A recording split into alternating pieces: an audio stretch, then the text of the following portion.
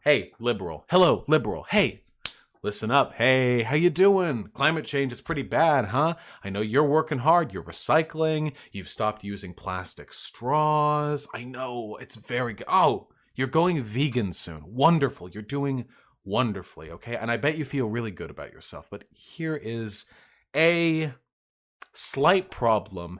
It's not enough. It will never be enough. Not just you. I mean, of course, you alone won't be enough. If every single human on the planet who is capable of doing what you're doing did what you did, it wouldn't be enough. Do you know what would be enough, though? Massive systemic change within our political and economic system. Big system change. Not you. Big system change. Your system is, it's so great. It's so cute. You're doing great, okay? I'm really proud of you and how few plastic cups you're using, all right? But you, my friend, have been fed a ridiculous lie. You have been fed the lie that climate change is a product of American or of Western greed. That it's a product of the individual people who live here consuming too much, too many straws. And if we just stop doing that, and if we started recycling, that the world would improve. But, and I'm really sorry to say this, that was a lie. In reality, the vast majority of CO2 produced on this planet, particularly within America, is done by corporations. Big systems with big money who spend that money keeping politicians from writing laws to rein those suckers in. Now, I know what you're thinking. Oh yeah, big business is bad, blah, blah. Okay, cool. Why don't you do something about it?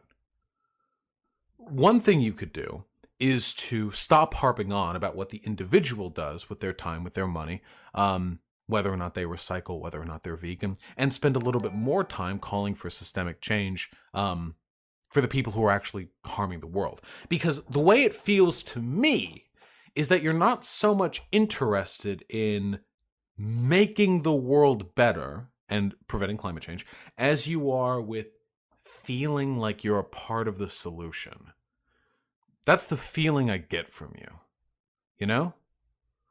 And that sucks because we're not all you, actually, and I don't care how good you feel about yourself.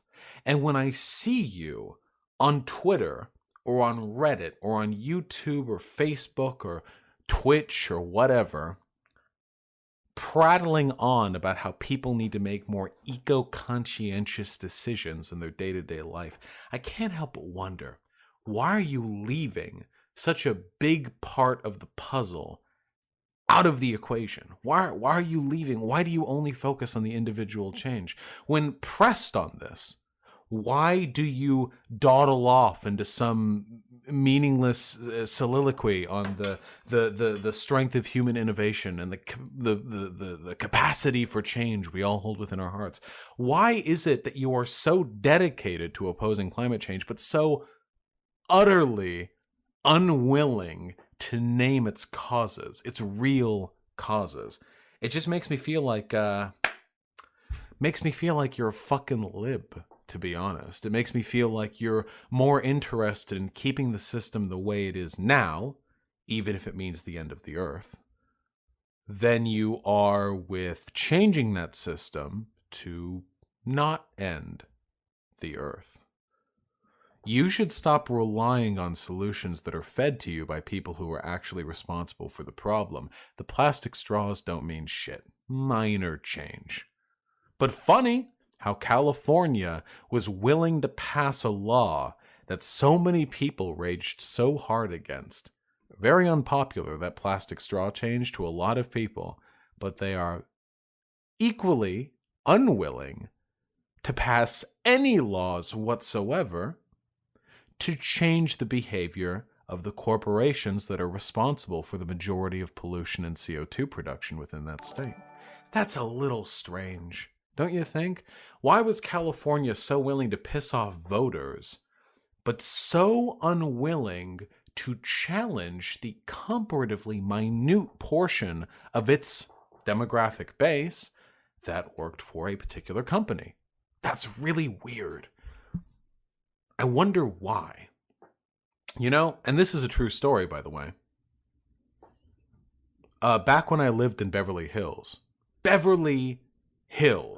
very rich, very wealthy area. I mean, I wasn't super rich, but it was a nice area. You know what the city did to promote wellness and climate change prevention? Do you know what the city did? The city went door to door and gave all of us little suction cup shower hourglasses. This is true. It was a 5-minute hourglass on a suction cup. And you'd put it in your shower, you'd stick it to a tile, and you'd turn it. And your shower is supposed to be done in 5 minutes. This is Beverly Hills. Do you have any idea how many executives, how many bougie fucks live in that town? And they gave us shower timers. That's what they gave us. They're so willing to shit on their voters. Oh, the planet's facing a global crisis? Looks like you've been taking 8-minute showers there, bucko. Try and cut that down a bit. Oh, sir, businessman. I tip my hat to you. Oh, no, you don't need to worry about me. Listen, I say I'm in favor of opposing climate change, but I wouldn't do anything to get in the way of your profits. Yes, thank you, sir. I look forward to seeing you at my fundraiser next month.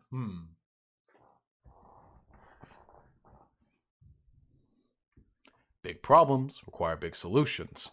Imagine if in World War II, Nazi Germany was spreading this way and that, and all the neighboring governments, so your Denmarks, your Finlands, your France, your England, Poland, all these countries, all of the rich, up and left, all the wealthy folk, the politicians, businessmen, they all dip, and in their absence, they leave all of the regular people notes saying,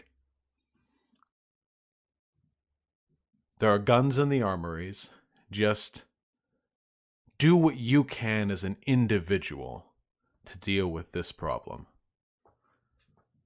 It'd be ludicrous, of course, but that is essentially what you're propping up here.